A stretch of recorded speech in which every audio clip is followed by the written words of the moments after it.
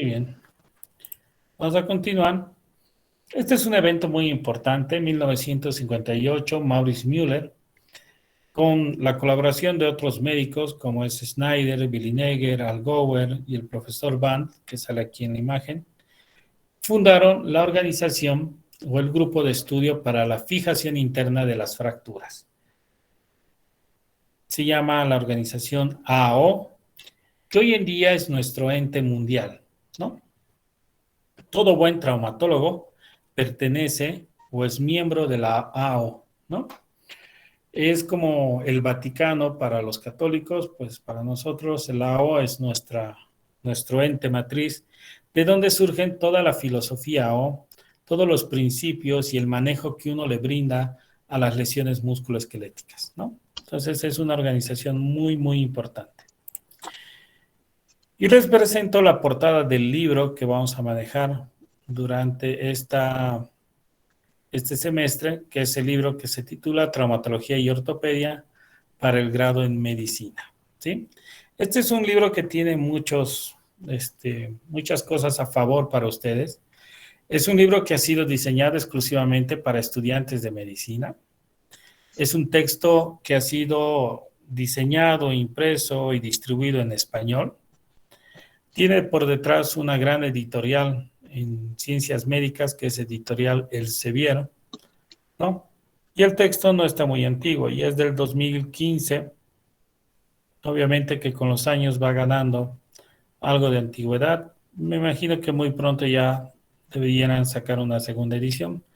Pero bueno, es un texto recomendado para consulta, para que ustedes lo puedan leer, ¿no? Y aprender.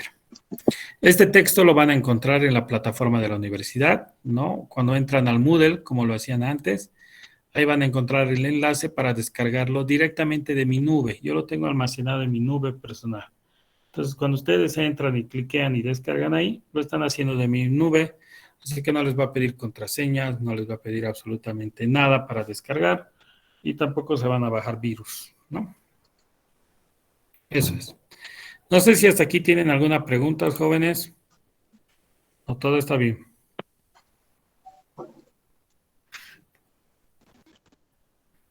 Todo está bien, doctor. Ok. Vamos a ir al segundo tema, ¿no? Que en realidad es parte de este primero. Vamos a ver lo que es la fisiopatología ósea, ¿ya?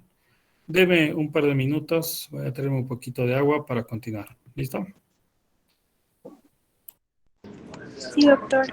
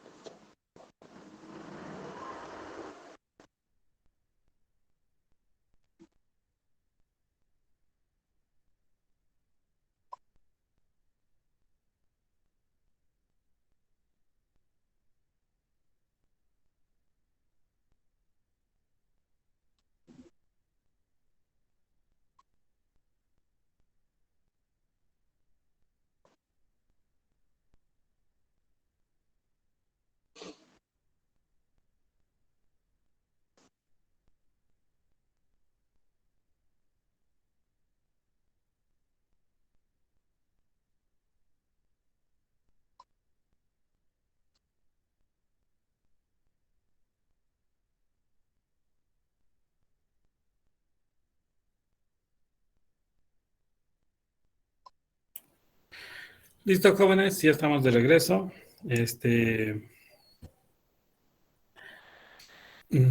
¿Cómo vamos? Ahora sí, fisiopatología ósea. ¿Ok? Entonces, dentro de la fisiopatología ósea les voy a hacer recuerdo de algunas cosas que ustedes ya conocen. No los voy a aburrir mucho. Tampoco tengo la intención de cansarme. Son 206 huesos que tenemos. Estos huesos cumplen algunas funciones. Dentro de ellos está el papel de protección, órganos blandos, el papel de sostén que permite adquirir posturas y el papel dinámico que permite el desplazamiento del individuo, ¿no? La locomoción como tal. Pero obviamente estamos a mitad de la torta y el hueso tiene otras funciones fuera de estos papeles mecánicos, ¿no? Que quizás muchos de ustedes no los han pensado, no los conocen adecuadamente. Dentro de estos pacientes, por ejemplo, está en el papel de depósito de minerales, ¿no? El papel hematopoyético como productor de glóbulos rojos y el papel inmunitario, pues dentro de la producción de lo que son los glóbulos blancos, ¿no? Entonces, eso es parte de las funciones que tiene el hueso. Vean que tiene tantas funciones mecánicas como metabólicas, ¿no? Ahora vamos a hablar un poquito de la composición del hueso. ¿Cuáles son los componentes del hueso? Pues principalmente está dividido en dos tipos de componentes, la materia orgánica y la materia inorgánica. ¿Ustedes saben cómo se puede distinguir la materia orgánica de la inorgánica?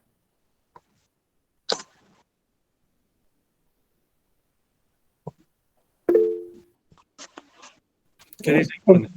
No entendí la pregunta, perdón, doctor. ¿Cómo se puede distinguir la materia orgánica de la materia inorgánica?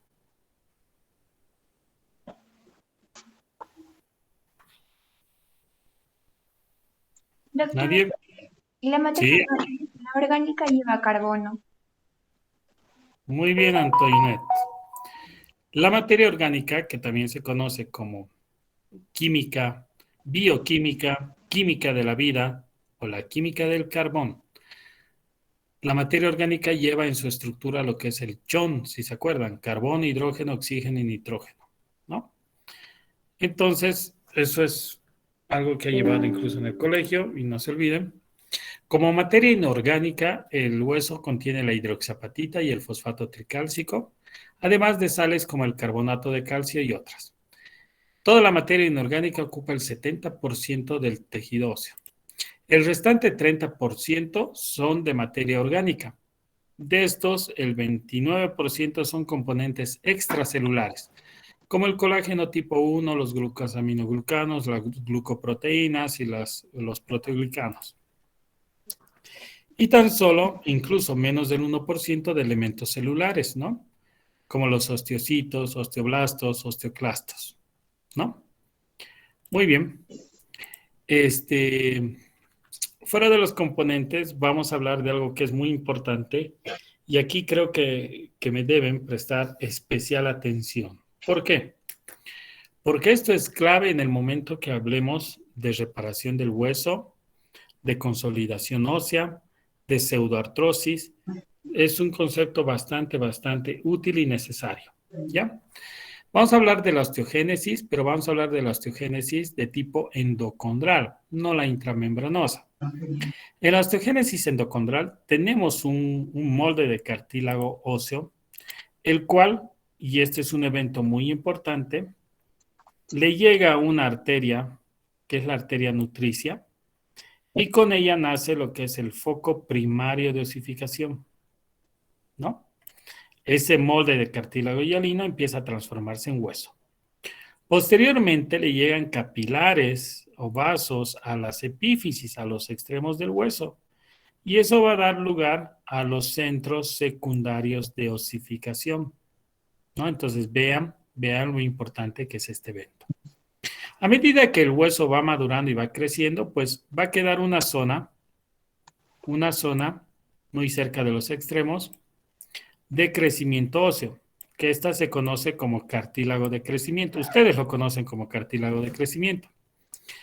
Esta zona en realidad se llama fisis, ¿sí? Esta zona se llama fisis. Ahora, ¿de dónde nacen los nombres? Por ejemplo, ¿de dónde nace epífisis? La epífisis es la región que se encuentra por encima de la fisis, pues, epífisis, por encima de la fisis. Si se dan cuenta, hay otra fisis en la parte distal y por encima de la fisis de la parte distal está la otra epífisis. Epífisis proximal, epífisis distal. Y en medio de las fisis, ahí está la diáfisis. Diáfisis significa a través, en medio de la fisis, ¿no? O de las fisis. Por eso se llama diáfisis. Ok, de ahí surgen los nombres. Una vez que el hueso alcanza la maduración completa, toda la circulación, tanto de la arteria nutricia como de los vasos epifisarios, se transforman en una sola, que es el sistema endóstico de irrigación, la circulación endóstica del hueso. Endo significa dentro y óstica, hueso, pues, endóstica. ¿Correcto? Entonces, no se olviden esto. Este es algo muy importante. Este evento de aquí, este es muy importante. ¿Ya? Ahora vamos a seguir viendo cómo es este tema. Aquí vemos un poquito de la fisis o el cartílago de crecimiento, su estructura. La fisis está dividida en 4 capas principalmente. Yo sé que esto se van a olvidar, así que no le voy a dar mucha importancia. Primero está la capa de células germinales o las células madre. Luego viene la zona proliferativa, donde existe un montón de mitosis. Todas las células están en mitosis. Aumenta el número en células. Y luego viene una fase de crecimiento, que es la zona hipertrófica. Estas células que se dividieron empiezan a aumentar de tamaño y posteriormente se vuelven en hueso trabecular, hueso maduro como tal, ¿no? Espero que pues alguien memorice esto, pero yo creo que lo van a olvidar. Esto es importante saber cuando hablemos de fracturas en niños, muy importante. Y bueno, vámonos a la anatomía básica del hueso. ¿Ya? En tema de la anatomía básica del hueso, lo siguiente vamos a mencionar, ¿qué es esto? El hueso, como ustedes saben, se divide en regiones, ya en la otra imagen hemos visto. Pero ¿cómo vamos a dividir estas regiones del hueso? Lo que debemos buscar son los extremos, ¿no? Los extremos del hueso y buscar la zona más ancha. Por ejemplo, hasta aquí la cabeza es la zona más ancha, ¿verdad? Y aquí más o menos por el trocánter es la zona más ancha. Esta sería la zona más ancha. Hay que fabricar un cuadrado con este tamaño, ¿no? Entonces hacemos una línea un poquito más arriba, creo, y aquí sacamos. Entonces ahí va, y esto pues más o menos va un poquito más abajo y creo que aquí, ¿no? Entonces ahí ustedes dibujan un cuadrado. Estos se llaman los cuadrados de Müller, ¿no? Y esto delimitan lo que es la epífisis. Si alguna vez quieren saber si la lesión está en la epífisis, en la diáfisis, tienen que hacer este cuadrado y este cuadrado les va a iluminar, les va a decir en qué región del hueso está la lesión. En la parte distal es lo mismo, buscan la zona más externa, tanto de aquí como de aquí, dibujan una raya y hacen una especie de cuadrado, ¿no? Entonces, cuando forman un cuadrado, esa es la región de la epífisis. ¿Cómo se distingue una epífisis de la otra? ¿Cómo se llama esta y cómo se llama esta otra? ¿Qué les he dicho hace rato? Epífisis distal y epífisis proximal. Eso, epífisis proximal, epífisis distal. Muy bien, ¿y cómo se llamaba la región que estaba entre las epífisis? Esta de aquí. Diáfisis, doctor. Ok, diáfisis. Ahora, ¿para qué tanta tontera? Para esto. Las diáfisis, para empezar, las diáfisis contienen hueso compacto, hueso cortical. Nosotros al hueso compacto le llamamos hueso cortical. Un hueso tiene 4 corticales, como una habitación, ¿no? Tiene una pared anterior, posterior, lateral, medial. Entonces, a este hueso compacto nosotros le llamamos cortical. ¿Y dónde se encuentra el hueso compacto? Se encuentra en la diáfisis de los huesos.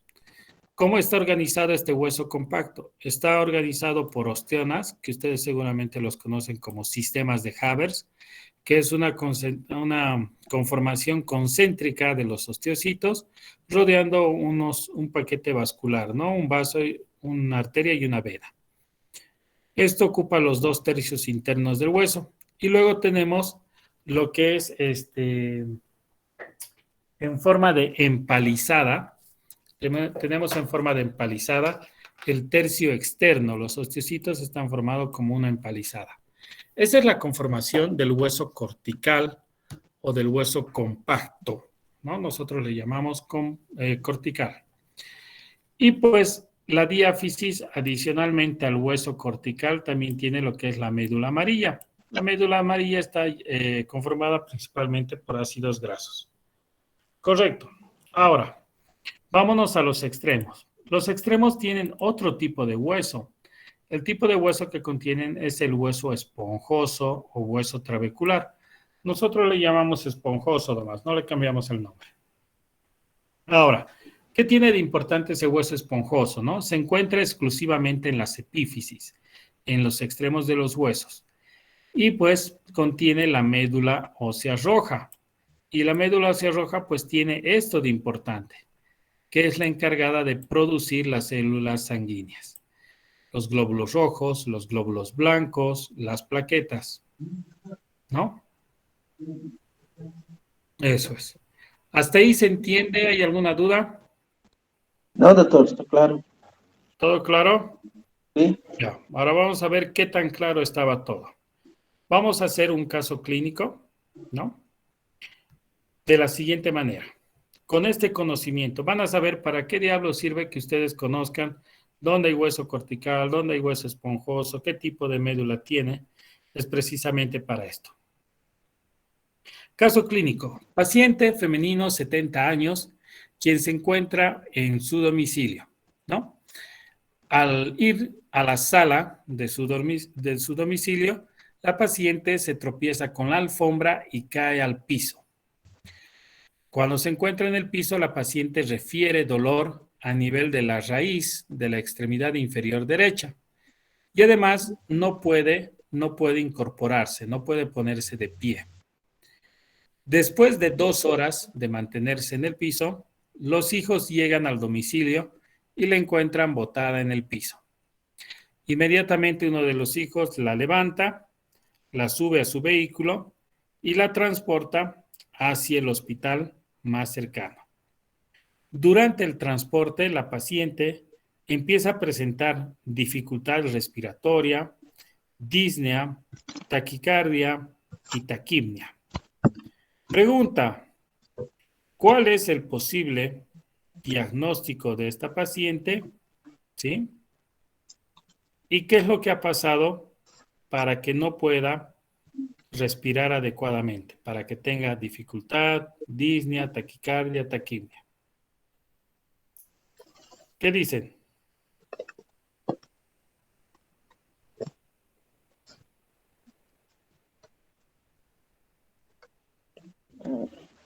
Doctor, la paciente se refiere dolor a qué parte del cuerpo? En la raíz de la extremidad inferior derecha, al inicio de la extremidad inferior derecha.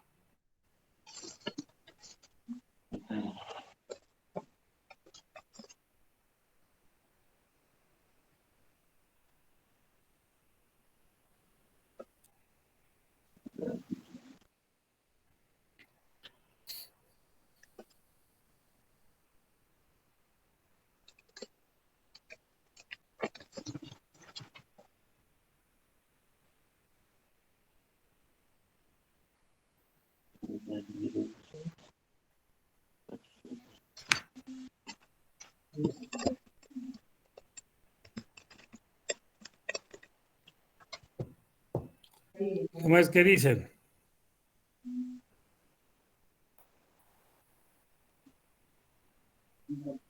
No, doctor, no, ¿Ni idea? no consigo. Una Es luxación, doctor. Albert, perdón. Una luxación ha podido tener. Ya, una luxación de qué, Albert?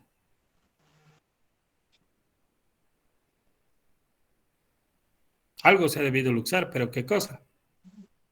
La cabeza, la costilla, el hombro, El pie, doctor. el pie. Ok. A ver, le estaba preguntando a Jessica. ¿Qué dices, Jessica?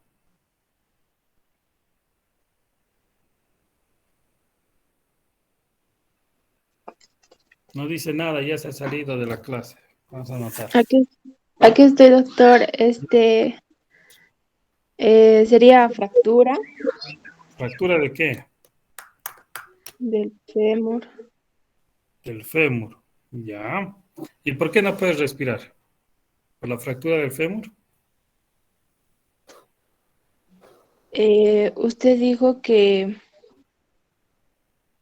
el daño se estaba en la parte, en la raíz del miembro Inferior derecho. inferior derecho. Sí. Eso. Entonces, eh, eh, mm, como fue una fractura de fémur, puede ser que haya sido en lo que es en, en la epífisis, Ya. donde mm, usted dijo que ahí estaba el hueso esponjoso, ¿no? Que también está la médula ósea roja. Ya. Entonces puede que haya sufrido daño. Ya. Mm, Eso, doctor. Ok. Usted dice que la Ma- paciente presentaba también taquicardia, doctor. Sí, sí, presenta taquicardia, taquimia, dificultad respiratoria, disnea. Taquicardia, doctor, poderia se apresentar por uma fratura de fêmur com dano em corrompimento de algumas venas e coração, então teria que compensar para, para bombear a sangre, ¿no? Ya. O sea, tú estarías hablando de una fractura y una lesión vascular. Sim, sim, doutor. Ok. É decorrente da fratura. E uma fratura exposta não pode ser romper os vasos. Ya. ¿Alguien más? Sila, ¿qué dices?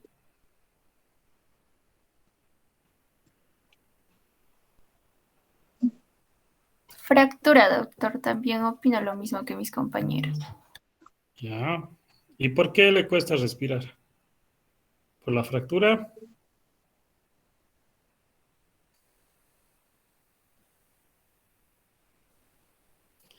¿Qué dice?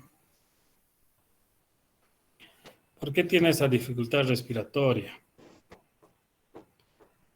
Doctor, puede ser por el déficit de los glóbulos rojos al ser golpeado el hueso esponjoso.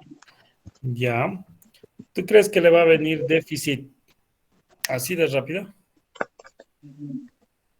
Mm, Creo que no, pero es que como mencionó lo de la médula ósea roja, Ya. Entonces, ven que es muy importante tener conocimientos básicos. Iván, ¿qué quiere? Por la embolia grasa que se produce porque como tiene médula, o sea, amarilla en los huesos largos, entonces se puede hacer una embolia grasa. Ya. Una embolia grasa puede producir, ok. Gracias, Antoinette. ¿Qué querías decir? ¿Quién estaba ahí? Iván. Buenas